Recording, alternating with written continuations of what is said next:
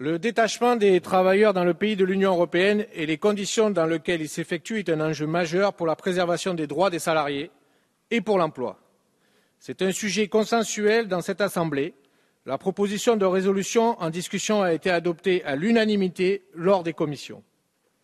La prochaine étape sera la réunion des ministres européens du travail le 9 décembre prochain. Dans cette perspective, les écologistes saluent le plan de lutte contre le travail illégal et le détachement abusif de travailleurs européens en France, présenté le 27 novembre dernier par vous-même, Monsieur le ministre. Ce plan est une avancée pour responsabiliser les entreprises donneuses d'ordre en cas de contournement des règles et de détachement par un de leurs sous-traitants. Le travailleur détaché est celui qui travaille dans un autre État membre que celui où il exerce habituellement son activité et où est basé son employeur. Cela concerne près de 1,5 million de personnes en Europe. En France, 45 000 déclarations ont été effectuées en 2011, soit 145 000 salariés. Cela correspond à une augmentation de 17% par rapport à l'année précédente. C'est donc bien un phénomène en pleine croissance et pour cause. Il joue, ce phénomène, sur l'absence d'harmonisation du droit du travail et de la protection sociale en Europe et consiste à abaisser le coût du travail pour des entreprises qui utilisent bien souvent la sous-traitance pour réaliser leurs activités. Le rapport d'information sur la proposition de résolution européenne formulée par les parlementaires français au sujet de la directive sur le détachement de travailleurs a bien souligné les imprécisions et les manques de rigueur de la directive d'application proposée. D'une part, car elle est insuffisante et n'encadre pas assez les conditions du détachement, et d'autre part, car elle laisse la porte ouverte à de nombreuses fraudes qui amplifient la pratique du dumping social. Ces pratiques, bien connues, s'exercent dans un contexte propice à leur développement. Une économie mondialisée, sans institutions démocratiques régulatrices et une Europe en crise. En septembre, l'Office statistique de l'Union européenne annonçait que le chômage atteignait 12% de la population active en Europe, soit près de 20 millions de personnes dans les 17 pays. C'est près d'1 million de plus que l'année dernière. Les causes, nous les connaissons. Une économie ultralibérale basée sur la libre concurrence, une croissance européenne quasi nulle en 2013, des filières économiques du passé portées à bout de bras par les pouvoirs publics, des institutions européennes mal outillées et trop peu démocratiques. Autant d'éléments qui s'ajoutent à la financiarisation mondiale de l'économie, qui ne se préoccupe des frontières que pour les utiliser à son avantage. Par exemple, justement, lorsqu'elle, ces fameuses frontières, favorise la pratique du dumping social pour toujours plus de profits non redistribués. Enfin, non redistribués, si, on le sait, à une poignée d'actionnaires, au détriment souvent des travailleurs et des sans-emploi. La crise sociale qui gronde, le danger des replis sur soi, c'est plus qu'un enjeu économique. Car au milieu de cela, c'est la jeune génération que nous sacrifions. En juillet dernier, à Berlin, comme le 12 novembre à Paris, les sommets pour l'emploi des jeunes en Europe s'enchaînent pour lutter contre le chômage massif et redonner les perspectives aux quelques 7,5 millions d'Européens entre 15 et 24 ans sans emploi ou sans formation. La France a inscrit la priorité à la jeunesse dans le pacte de croissance européen et c'est de tous les jeunes Européens dont nous nous préoccupons ainsi. Au final, la situation actuelle, c'est l'échec de l'Europe libérale qui a prédominé jusqu'à présent. Il faut donc changer le logiciel, lancer enfin une transition de notre modèle économique et entrer dans l'ère de l'Europe sociale. Le principe de dérégulation totale du marché du travail, le travail comme un marché, les travailleurs comme des marchandises, est remis en question même par les plus réticents. En Allemagne, on annonce la création d'un revenu minimum généralisé. Et José Manuel Barroso lui-même disait récemment que les abus du détachement des travailleurs nourrissaient certains populismes. En 2005, déjà, le résultat du référendum sur le traité constitutionnel européen avait montré les craintes des Français envers une Europe qui ne les protégeait pas assez du libéralisme et de la concurrence libre et non faussée. Certains avaient voté non, inspirés par l'illusion d'un nationalisme protecteur, mais, on le sait tous, beaucoup d'autres, à travers leur refus du TCE, disaient surtout qu'ils souhaitaient une Europe démocratique et sociale. Ceux-là sont favorables à la construction européenne, mais ils nous demandent, à nous la gauche, de nous battre pour que l'Europe respecte les individus, avant les marchés financiers qui ne sont même plus les mirages d'une économie du plein emploi. Notre chantier, c'est donc celui-là avant tout.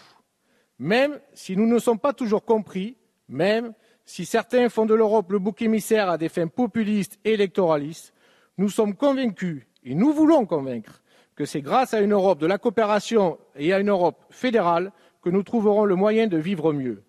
Si nous nous y engageons véritablement, avec nos valeurs et nos solutions, nous pourrons y arriver.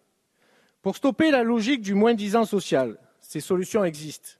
Il faut une harmonisation des normes sociales et fiscales en Europe sur le temps de travail, sur la protection sociale et sur le revenu minimum. Je sais, Monsieur le Ministre, que vous y attelez. En l'absence de cette harmonisation, les salariés européens continueront d'être mis en concurrence et le nivellement continuera de se faire vers le bas.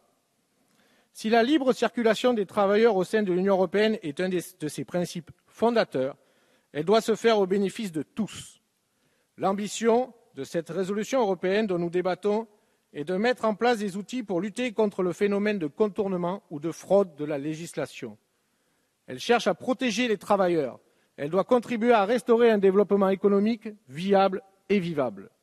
Ainsi, nous approuvons la proposition de création d'une agence européenne de contrôle du travail mobile en Europe qui aurait pour mission l'observation des infractions, le suivi des législations nationales, la formulation des propositions d'amélioration de la réglementation européenne. Cela permettra aux États membres d'avancer ensemble et au même rythme. Dans la même logique, la création d'une carte électronique sécurisée du travailleur européen pourrait permettre un contrôle plus aisé des entreprises et de leurs pratiques. Sur ce point, je rappelle l'attachement des écologistes aux libertés fondamentales, à la liberté et au respect du droit individuel. Le contrôle qu'il faut opérer est un contrôle des employeurs, un contrôle des pratiques des entreprises donneurs d'ordre, celles qui font appel à des sous-traitants pour réduire les coûts de production. Comme dans d'autres domaines, la chaîne est complexe et les responsables souvent bien loin du délit. Ce n'est donc pas le travailleur qui est la cible, les contrôles au contraire sont là pour garantir leurs droits. Pour cela, nous saluons le point 18 qui renforce la spécialisation des inspecteurs du travail, ainsi que le point 17 appelant à une coordination de l'ensemble des acteurs concernés afin de déjouer les pratiques frauduleuses. Ce sont des points essentiels pour lutter contre la délinquance financière. Autre dispositif visant à responsabiliser les acteurs économiques, la fameuse liste noire, qui est un outil majeur pour agir directement sur les entreprises et les prestataires indélicats. Les entreprises répertoriées seront sanctionnées et ne pourront plus accéder au marché public ou fournir des prestations pendant quelque temps. De plus, la création d'une déclaration de sous-traitance obligeant les entreprises donneuses d'ordre à déclarer le recours à une entreprise sous-traitante serait une excellente mesure. Enfin, dernier point et non des moindres, nous saluons l'objectif de parvenir à la définition d'un salaire minimum de référence en Europe. Nous souhaitons le voir mis en place rapidement et demandons à notre ministre, M. Sapin, d'en répéter autant que de besoin la nécessité auprès de ses homologues européens. Car cette proposition de résolution montre dans l'unanimité qui nous unit ici que la France est prête à jouer un rôle moteur pour la construction d'une Europe sociale. Cette unanimité donne mandat et légitimité pleine et entière à notre ministre du Travail, pour les Français, pour tous les citoyens européens, pour porter notre détermination à améliorer leurs conditions de vie. Oui, la France doit être un moteur de cette nouvelle Europe. Plus généralement, la France doit être précurseur dans la recherche de l'excellence sociale et environnementale. Monsieur le ministre, je ne vous étonnerai pas en reprenant le fait que nous soutiendrons plus souvent les logiques de l'économie sociale et solidaire, qui est, dans notre contexte difficile, l'autre piste pour enclencher aussi le cercle vertueux. Avec plus de 11 millions d'emplois dans l'Union européenne et une entreprise sur 4 créée dans ce secteur, l'économie sociale et solidaire est un véritable levier pour la sortie de crise en Europe. Ces entreprises contribuent de manière significative au modèle social européen et à la réalisation des objectifs de la stratégie Europe 2020, notamment en matière de lutte contre la pauvreté et l'exclusion, pour l'emploi et l'innovation. Les députés français et européens écologistes poussent pour assurer à ces entreprises, aux formes juridiques variées, mutuelles, coopératives, associations, l'accès à des financements suffisants et durables, notamment à travers les fonds structurels européens comme le FEDER ou le FSE. Les enjeux sont importants. Il en va de la poursuite de la construction et de la stabilité européenne. Ce projet communautaire doit être soutenu et porté par ses citoyens qui ont besoin de signaux indiquant que les institutions et leurs représentants ont compris l'urgence de la situation et qu'ils sont décidés à faire de l'Europe un territoire de vivre mieux.